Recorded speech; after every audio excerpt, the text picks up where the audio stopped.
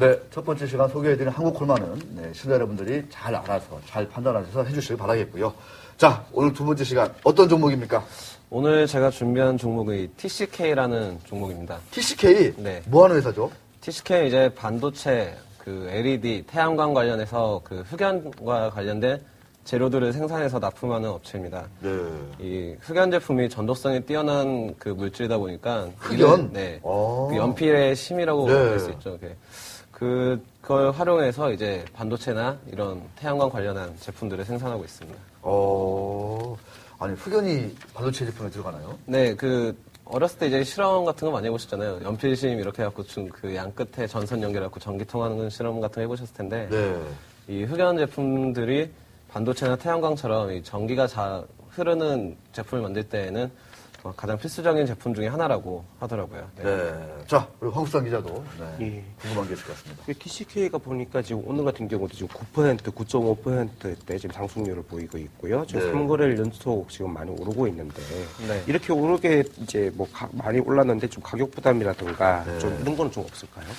사실 참 이게 네. 하루 이틀 정도만 딱 소개했어도 참 그러니까요, 좋았을 것 예. 같은데. 아쉬운 부분이 있는데 지금 단기적으로 봤을 때는 오른 게 사실이지만 이 태양광이나 IT 쪽 업체들 주가 흐름을 보면은 지난해 2분기 이후부터는 계속 내려가는 추세였고 그러니까요. 오히려 지금 모습이 바닥권을 다지고 어느 정도 반등하는 모습이 아닐까. 그러니까요. 좀 그런 생각은 들고 있습니다.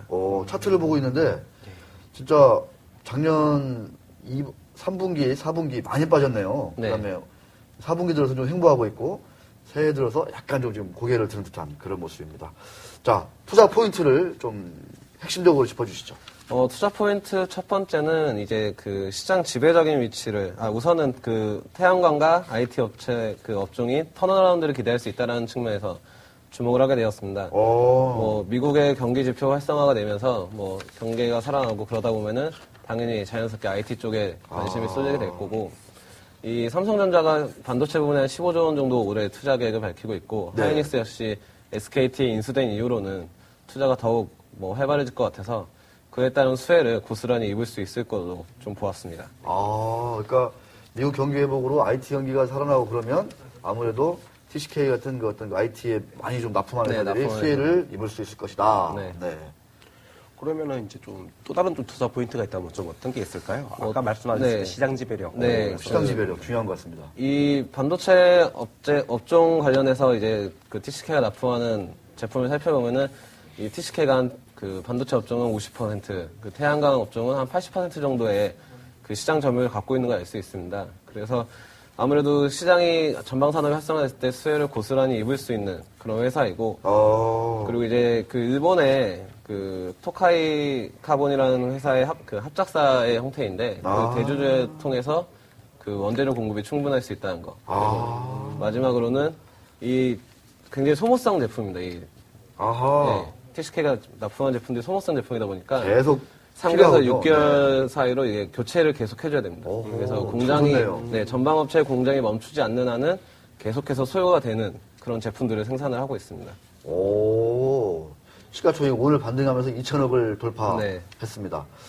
자, 역시 중요한 거는 이제 기본적 분석을 좀 해볼 것 같습니다. 회사의 수익성, 성장성 어떻게 좀 예상하고 계십니까? 수익성 부분은 꾸준하게 영업이익률이 한 20% 내외의 모습을 띄어왔습니다. 올해 역시도 그 정도 수치는 보일 걸로 보이고요. 곧 있으면 이제 작년 실적에 대해서 공시가 나올 텐데, 기대치, 시장의 예상으로는 지금 한 620억 정도를 예상했는데, 그거에는 조금 못 미친다고 하더라고요. 지난해 이제 업황이 워낙에 부진했고, 그래요? 그에 따라서 이제 하반기 이후로는 매출이 많이 줄어드는 모습을 보일 거로 생각이 드는데, 그렇다고 하더라도 매출의 성장률이 한 15% 내외. 그리고 올해도 쉽지 않은 시장인데도 보수적인 관점에서 한 10% 정도의 성장은 올해도 기대할 수 있다는 측면에서 향후 성장 가능성이 충분한 회사로 좀 판단을 할 수 있겠습니다. 그래도 아무래도 이제 코너 이름이 콕 찍어 사생결단이니까요.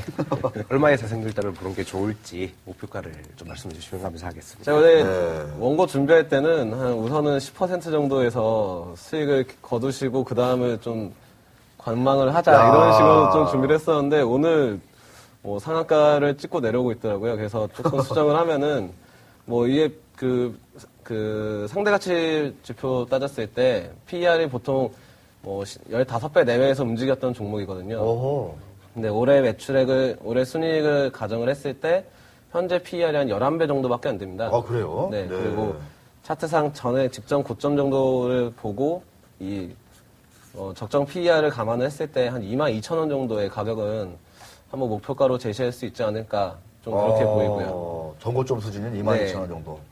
뭐 바닥에서 치고 올라온다고 했을 때는 한 6개월 정도 보고 가져가시기에는 나쁘지 않은 종목으로 생각됩니다. 이런 그 차트에서는 거래가 터지는 게 이게 좋은 모습입니까? 어떻습니까, 이게? 그렇죠. 어느 정도 지금 바닥을 다지고 있는 상황에서 거래가 터지면서 올라오기 때문에 그리고 그 거래가 터질 때 매수한 주체가 이 외국인과 기관이 동시에 들어왔어요. 그래서 뭐 가장 좋아하는 차트 모습 중에 하나입니다. 알겠습니다. 목표가는 22,000원 되겠습니다. 자, 콕 찍어서 사생결단 여기까지 듣겠습니다.